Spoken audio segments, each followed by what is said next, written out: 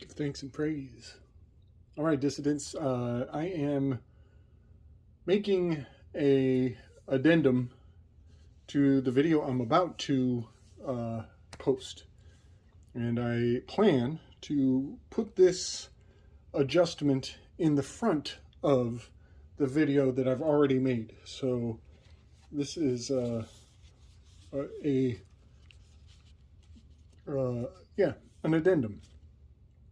I ended up, at the end of the video you're about to watch, leaving the Wheel of Fortune card, which literally had me reeling, had me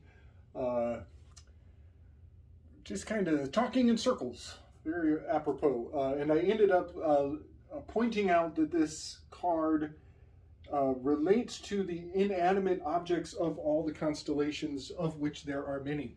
There are compasses, there are clocks, there are telescopes, there are microscopes, there are gyroscopes and sextants and octants and all kinds of inanimate objects that are generally in the southern hemisphere. That is an interesting thing to consider, that the southern aspect of the sky is where all the dead things have fallen down. In art, if you see an object on the edge of a table, about as though it is about to fall off, it implies a precarious position. All of those things are embodied in the art of this Wheel of Fortune card. And I believe in the video you're about to watch, I talk about the augury readers, palm readers, those who can tell your fortune by reading your hands. Iridology is involved here. Shoot, even barcodes are part of this. And also, there's so much packed in here. The uncanny valley, seeing mannequins and considering how almost human they are. The reason I say all of that again relates to the relationship of Aries, the season of animation where things are germinating, springing up from the earth, the spring equinox here, and its 180 relationship to the fall equinox. I'm going to ramble on about that in the video you're about to see. And I see this as Aries, the god of war, being activated, marching into battle, and its relationship to, and his relationship to his sister Athena, who is one spear away from him, and she is silver-eyed. She is very mechanicalistic. She's cold-hearted. She's gray-eyed Athena. I'm going to talk about Lupus, the wolf constellation, tying into her. So she is very much all things mechanical. She's also stoic. She says no a lot. She refuses. I've discovered a much better fit. In the end of my video, I'm gonna jump the shark a little bit. I end up giving that card to Pythagoras, but I've had just a fascinating discovery, and I'm reassessing my own thoughts on all of that. I think that the artist, Lady Frida Harris, I think it would be fascinating to consider that she may have been conveying Marcel Proust's philosophy. He has a lot to say about inanimate objects and relating humans to an inanimate object, the vacancy of the philosophy of tabula rasa. He's a French philosopher. He talks about time being our biggest enemy, which really hits me because this is the Wheel of Fortune. You know, psychologically, when we see something that is dead moving mechanically, it does something strange to the mind of men. Always has. And so the uncanny valley is also embodied in this. I'm going to talk about the production of Murex, which has to do with the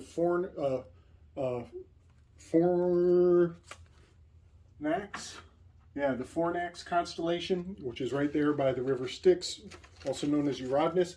So in her lifetime, I would think that it is possible that Lady Frida Harris was talking about the philosopher, what's his name? Marcel Proust, because the timeline is sound. However, I found a much superior philosophy to attach to this, an answer to Marcel Proust, and that is Jean-Paul Sartre. And what is a little tricky here is Sartre is not, he is a contemporary of Lady Frida Harris. I would be really stretching the imagination to think that she was had embodied his philosophy in this card, but I do see a lot of potential in that this card is wheeling against the flow of time. It's going counterclockwise. It's going against the natural flow. If you see the smoke rings going in reverse, Jean-Paul Sartre was a chain smoker. He died of cigarette cancer. Cigarette cancer. He had cancer of the cigarettes. He wrote a book called Nausea that relates in an interesting way as this countervalent or counterclockwise turning motion. It's very hypnotic. So nausea is a topic that he addressed, that he got from Nietzsche. He actually was picking up on a lot of things Nietzsche was laying down. But again, I want to just be clear. The timeline is not perfect because he was a contemporary of Lady Frida Harris. So he was putting these ideas down in her lifetime. And a lot of what I've tried to do is focus on the philosophers that would have informed her life. So it is a bit of a stretch to think that she was embodying Sartre here. But what gets me even more is that this is the X card. Jean-Paul Sartre was the existentialist. I think he is a great answer for this card, regardless of whether Lady Frida Harris intended that. I'm going to fire off. Oh, also, he was compared to Voltaire. He had been arrested for civil disobedience, and the president of France said, "You don't arrest Voltaire." And that is really hitting a chord, because I think of Voltaire as a strong Magus card. Voltaire was he was way into Twilight language and coding anagrams. He was quite a mind. So I'm going to just read some of Sartre's his advice, his life advice, and it is really fun because he also talked about the psychological impact of thinking that a mannequin is a human and then finding out that it's not. The uncanny valley was a topic he was an early pioneer on. He talked about anguish, and complete freedom comes with self-distrust, or lends to self-distrust. And so I'm just going to fire off. Oh, and another book he wrote was Being and Nothingness. So again, we're dealing with that uncanny valley and the aspect of Athena being an object, inanimate object that is animated.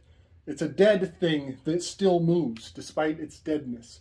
So there is a lot going on with this card. It's kind of hard to look away, but I love the idea here that Jean-Paul Sartre is a good fit. Some of his advice. Now remember here, we are in the act trine. We are still in the 8, 9s, and 1s. We are in the do. So, number 1, dare to act. Man is nothing but what he makes of himself. Face freedom. Freedom is what you do with what has been done to you. So it's kind of, it's an animating spirit, this Sartrean existentialism. Take responsibility as responsibility equals freedom. Set an example. Choosing for yourself, we choose for others. Embrace your fears. Acting is happy agony. I fucking love that. I love that. Yeah, acting is happy agony. Don't let others define you. You need to recognize being recognized. Don't follow doctrine.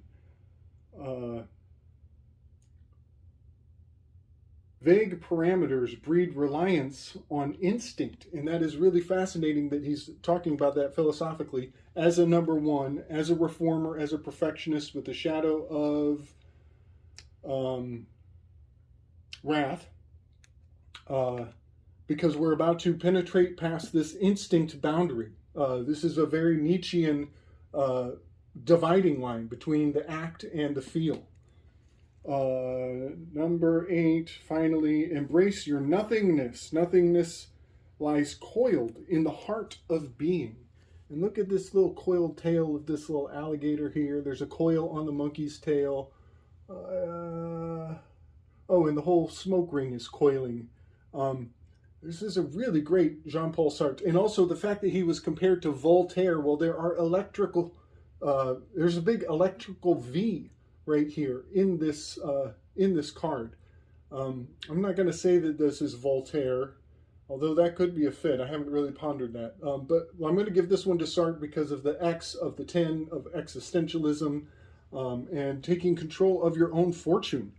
The animating spirit of having control of your own destiny. Okay, that is my addendum, and I want to put that in before all of the claptrap that I'm about to ramble on about regarding Pythagoras as the spirit of the Wheel of Fortune card, and all the fortune tellers, and the Romas, and the mystery of the Murex trade industry throughout history.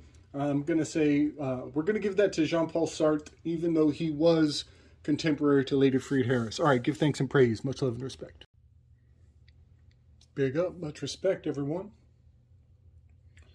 Want to move from the 9, Spirit of Sloth, the Peacemaker, the Balanced One, the Pluto of Plato, of the Governor of the Plow, and Schopenhauer, and who I am quite convinced that now is very much the quintessential antagonist to of Hegel, who fused church and state forever. We're going to move from the 9 position, and we're going to go through a reformation, the reformer, the perfectionist, number 1. In my Greek pantheon, this is Athena and her brother Ares. Gray-eyed Athena and her brother Ares.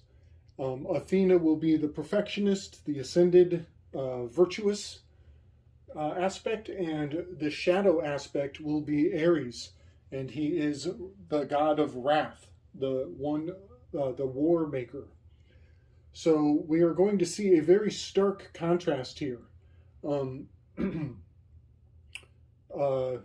the 2 cards that I have placed in this station are the Sun card, number 1-9, having that alchemical wedding of the 2 extremes, the 1 and the 9, and the Wheel of Fortune card, card number 10, or X.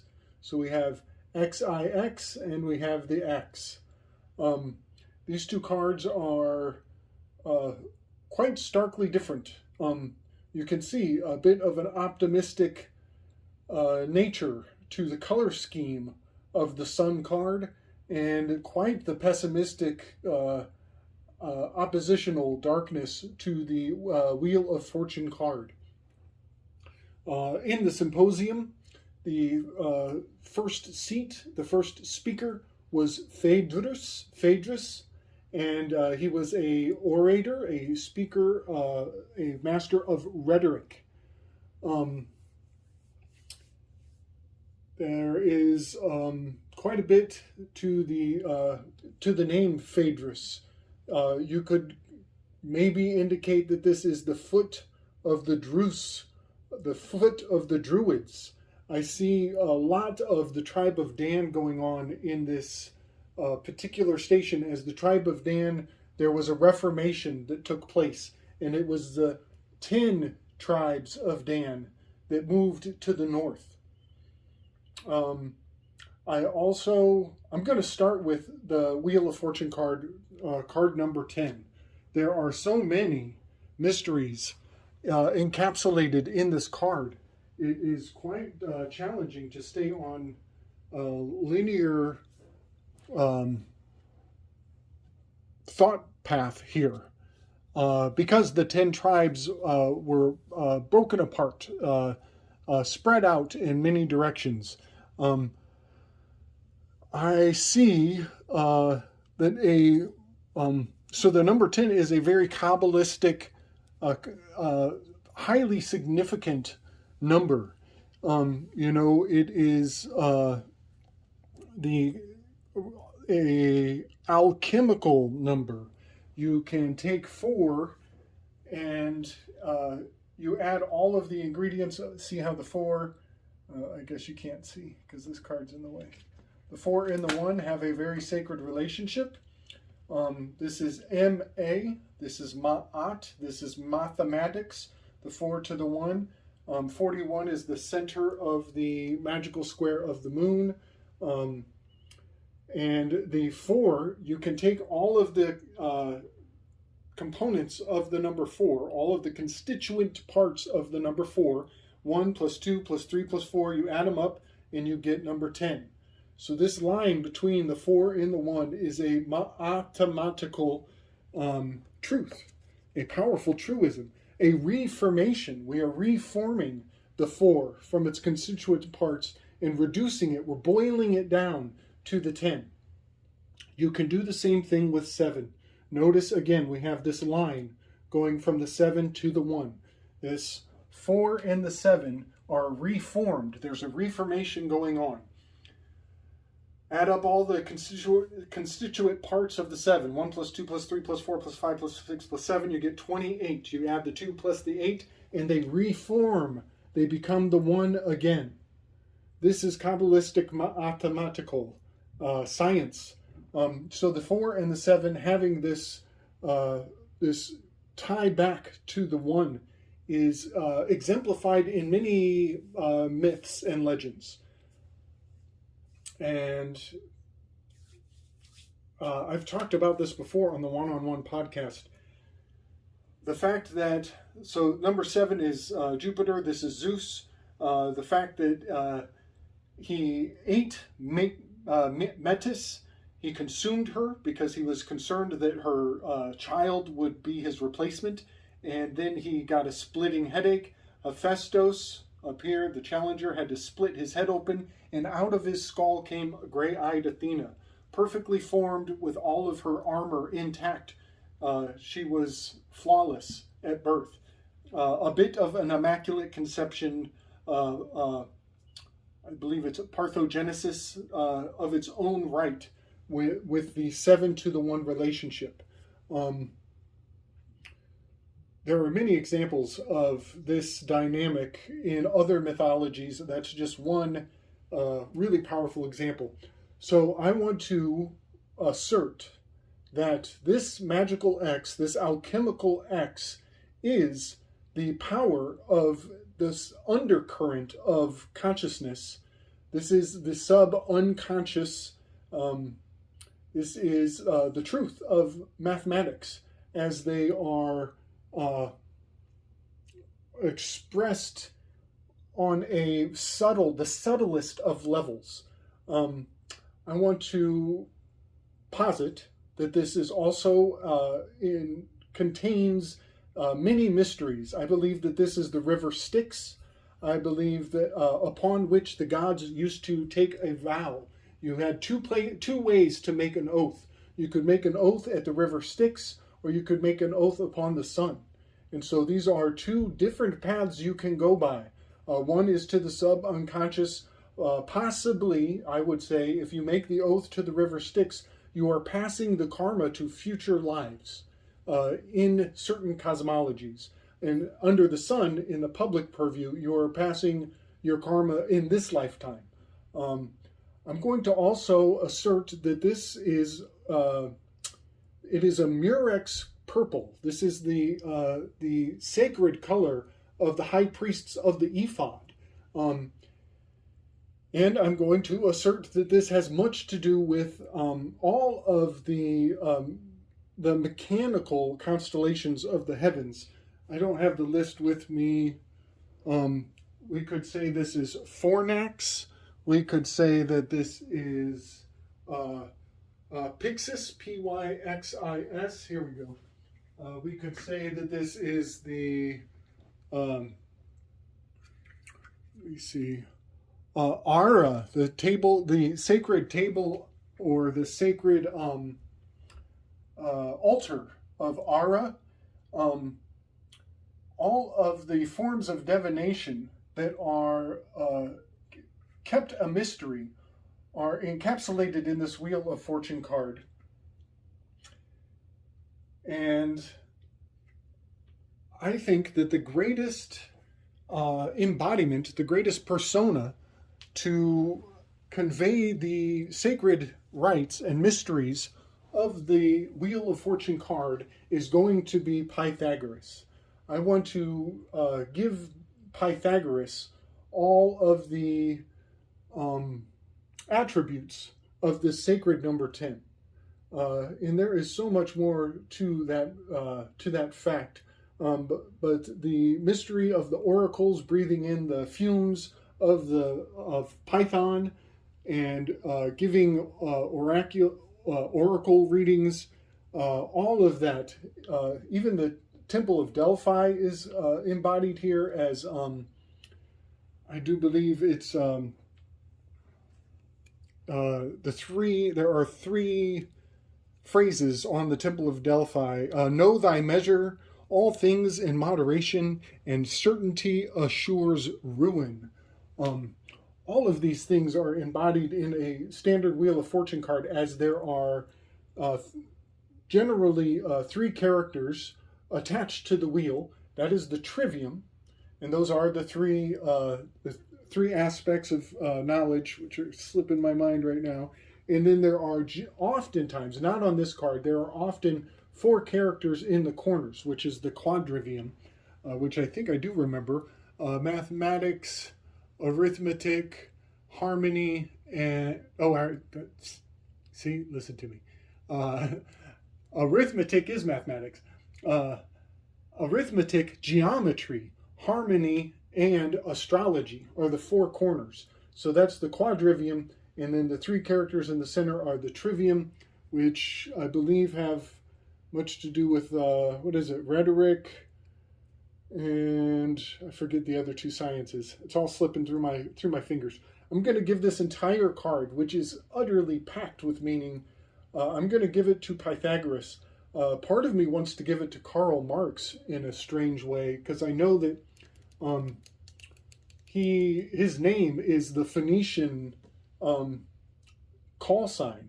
Murex, the color purple of the Phoenicians, is subtly marking Marx by his name. It's like he's wearing the flag of the Phoenicians, who were so obsessed with showing their affiliation through the color purple. But what gets me about Fornax, which the constellation Fornax, it is a furnace. It is on the river of the Uranus in the constellations. I absolutely know that is the river Styx from mythology. It is the only river in the heavens. Fornax is right on the shoreline there, and it is a sacred oven from which many mysteries will be retold, repackaged in that little device. It is essentially a sacred oven, or a sacred. It's Deus X Mechena. This is Deus Ex Mechena. So much going on here. This is also the Jam Gabar, where the test where you put your hand in the box to see if you are human or if you are an animal. This is, we're going through the gates. We're passing through the initiation. This is the deed. We are still in the act grouping. So yeah, I'm going to give Pythagoras this card in particular. Fornax is also just abreast of the Phoenix constellation. Again, we have Fornax, the Phoenix, a whole lot of X's going on. The chi of Greek alphabet. So we are going to give this card to Pythagoras and the entire dominion of mathematics. It is the Wheel of Fortune card, and the fortune tellers, the Romas, the mysterious wanderers of ancient times, who were the tribe of Dan, they were palm readers. The glyph on this card is Kaf, and it means palm. So all forms of divination are packed into this quadrivium trivium the mystery of the 4 to the 3 to the 7 and the 1. And there's so much more behind my words, but I'm going to roll forward onto the Sun card, which I'm pretty excited to have discovered that I'm giving this Sun card 2 faces. We're going to take card number 19. We add it together, it becomes the 10. We must reduce it twice. 19 is very unique. It is the letter S, and it requires double reduction. As you add the 1 to the 9, you still have 2 letters of the 10. You have to reduce it twice to get it down to the 1 again. So I'm going to give this card 2 characters.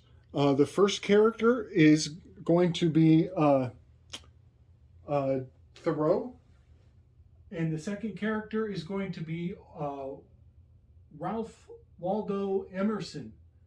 And I'm really excited about this possibility that the spirit of Henry David Thoreau and Ralph Waldo Emerson are quite alive and beautifully expressed in the art of most Sun cards. In the Rider-Waite tarot deck, there was a small child riding upon a thoroughbred horse. And in the background, there is an entire wall, a wall of a library of all the things to know that are that have been written from the knowledge of the elders.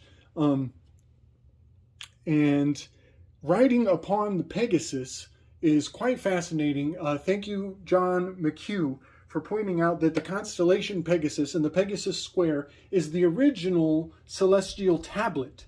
And that is to say that it is the Pegasus Square is the foundation of literacy. And this is cosmologically quite impeccable. I want to say Athena carries a spear and a shield. She has a shield with the resh of Medusa. On her shield is the head of Medusa. And her spear is the spirit of this 180-degree relationship of Ares, her brother, and gray-eyed Athena is Libra down here.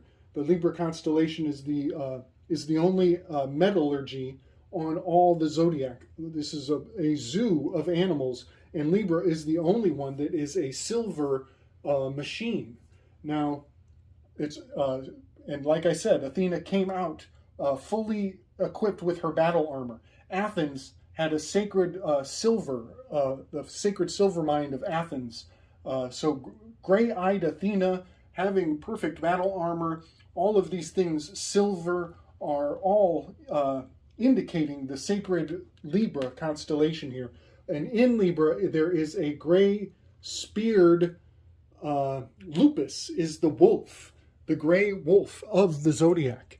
And it is punctured upon a spear, the spear of Centaur.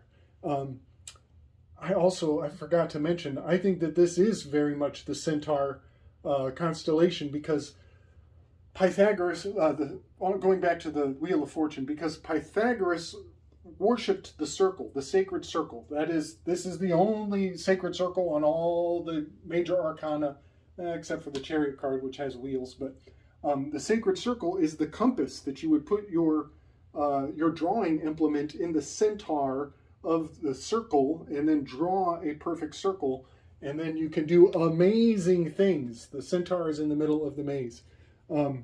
But going back to Athena here, who is on the tip of the spear that the centaur is holding, Athena is Lupus, the wolf constellation here, out of which, so she is the wolf, the progenitor of Romulus and Remus, who grow out of Athenian culture in time, eventually. So Romulus and Remus suckling upon the breasts of a mother wolf, that is to say that they were drawing upon the knowledge of Athena in her primal original state.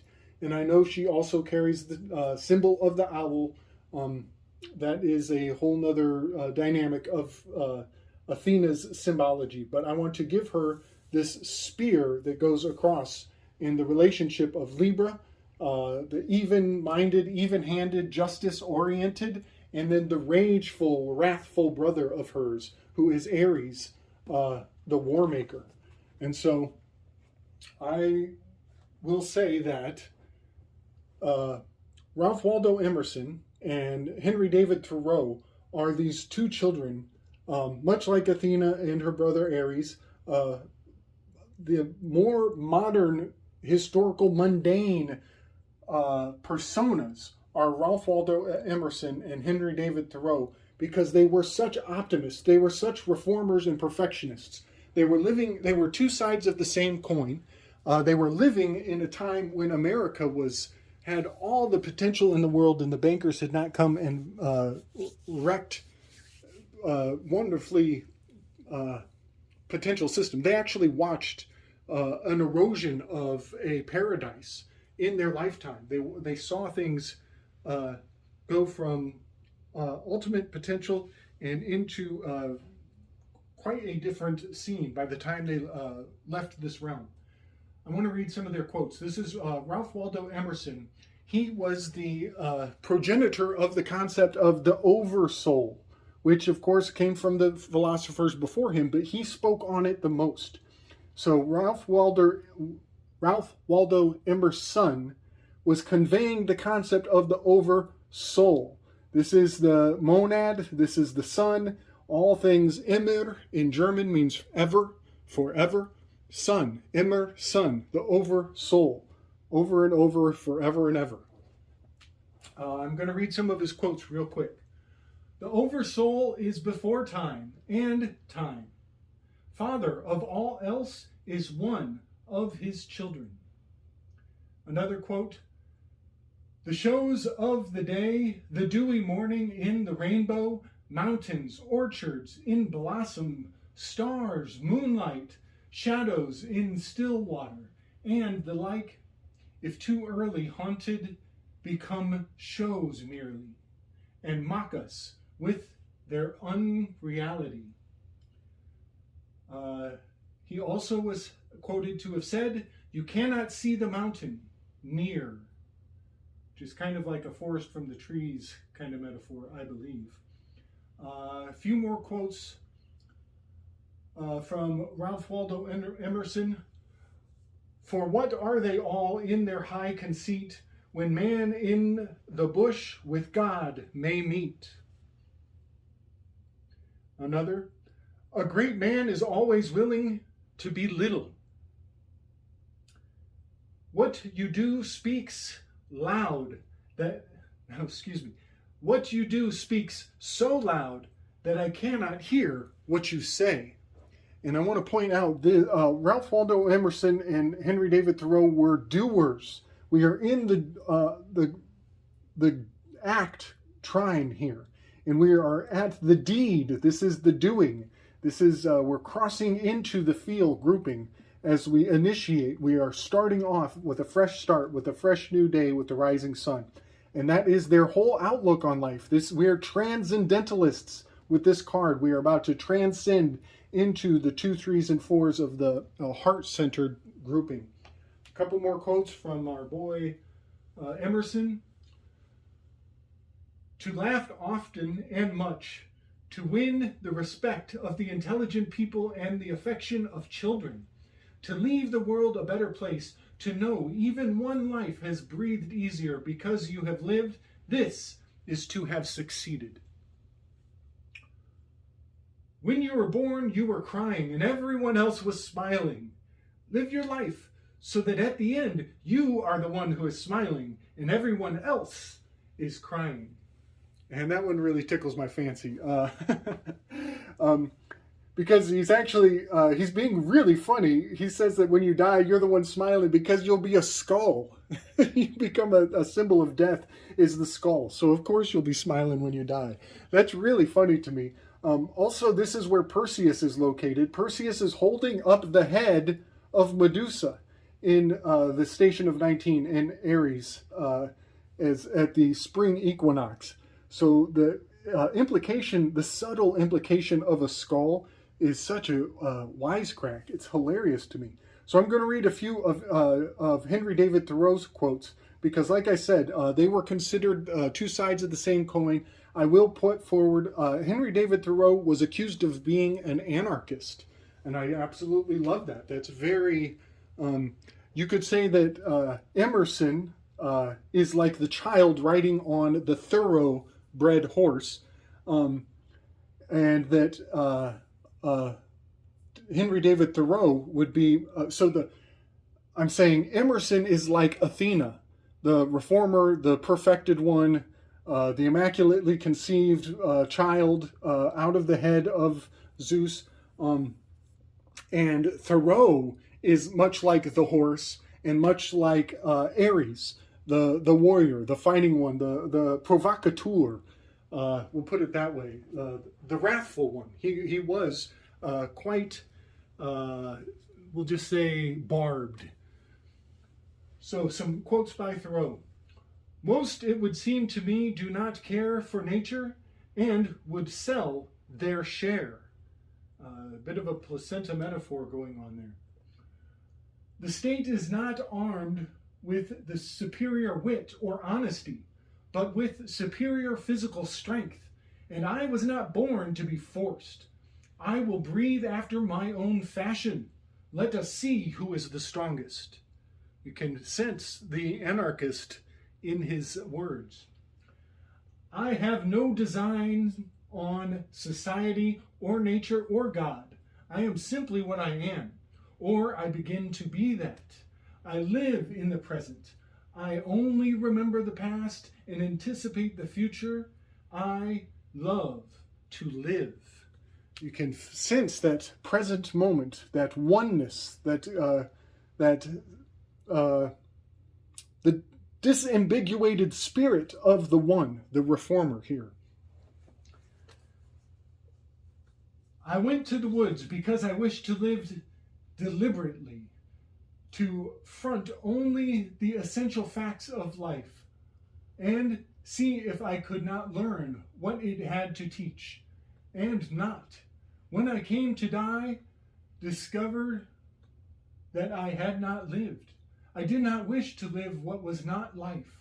I wanted to live so sturdily and so Spartan-like as to put to rout all that was not life, to drive life into a corner, to know it by experience and be able to give an account of it in my next excursion. It's so good. Next, final quote here. Nature, this is Ralph Waldo Emerson. No, excuse me, Henry David Thoreau. We're on Thoreau. The Ares, the anarchist spirit of the two brothers here. Nature abhors a vacuum, and if I can only walk with sufficient carelessness, I am sure to be filled. So these writers and the transcendentalist movement were very important to Nietzsche's philosophy. He, in fact, said that he drew upon one of Emerson's books primarily throughout his lifetime, or throughout his own writing, but he refused to tell anybody which book it was because he was afraid that they would accuse him of borrowing too much from Emerson. So having this be the number one, the perfected, the reformer, with the shadow of wrath, is quite perfect. And then I should read this as well. I'm going to read the definition of thoroughbred, as Perseus in some tarot cards is riding upon Pegasus, and thoroughbred is a very interesting definition. There's probably some this has probably been drawn upon in an inappropriate context of race, as the horse is white, but so is the piece of paper. You could say that documentation is white supremacy because alchemically the white is considered refined or perfect or pure, We are in Aries with the perfect lamb, the spotless lamb, the sacrificial spotless lamb. That is a white piece of paper. That is the witness of the whiteness of the blankness of the sheet of paper, which is ceremonially reformed and perfected. It is I do not entertain any racial implications to this, but I can see where it has been in the past, very darkly implemented. So, that being said, thoroughbred, definition of relating to or being a thoroughbred horse, having characteristics resembling those of a thoroughbred, trained or skilled, a purebred of protegied animal, a purebred or pedigreed animal, any of an English breed of light, speedy horses kept chiefly for racing that originated from crosses between English mares and uncertain ancestry of Arabian stallions.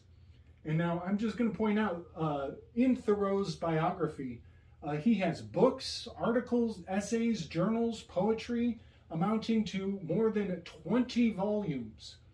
Among his lasting contributions and writings of natural history, philosophy, many methods of the findings of ecology and environmental history, two sources of modern-day environmentalism.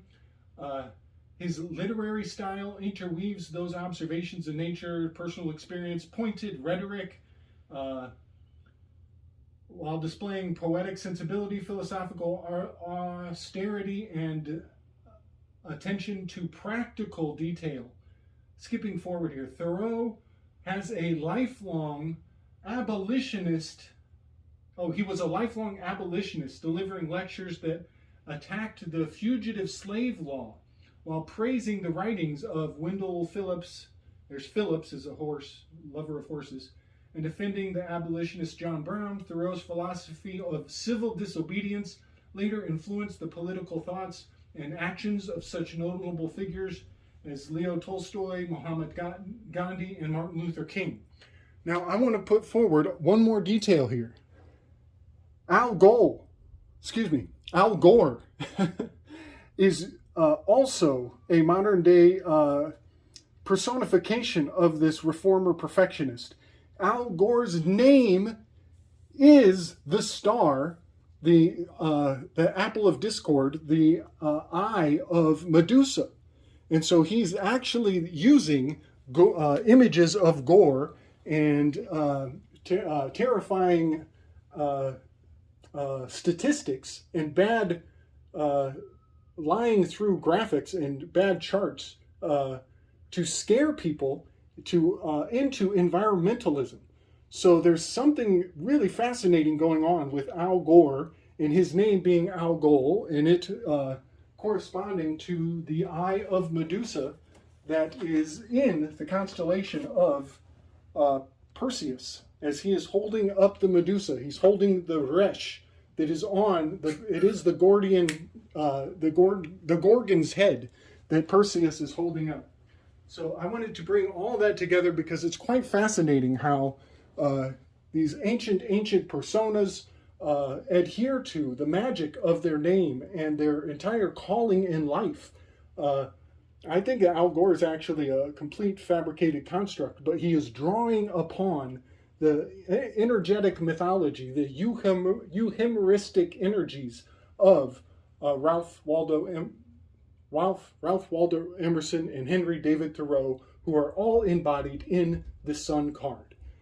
Even in the old Rider-Waite deck, I'm quite sure the spirit of Thoreau and Emerson were immortalized forever and placed into the constellation of Aries, having much to do with Perseus and his relationship to the justice over there in the Libra card. So I hope that makes some sense. And now we can move out of the act grouping and into the feel grouping. I'm going to bring one more fact forward so I don't drop any details here. This layout of the Enneagram is also the quintessential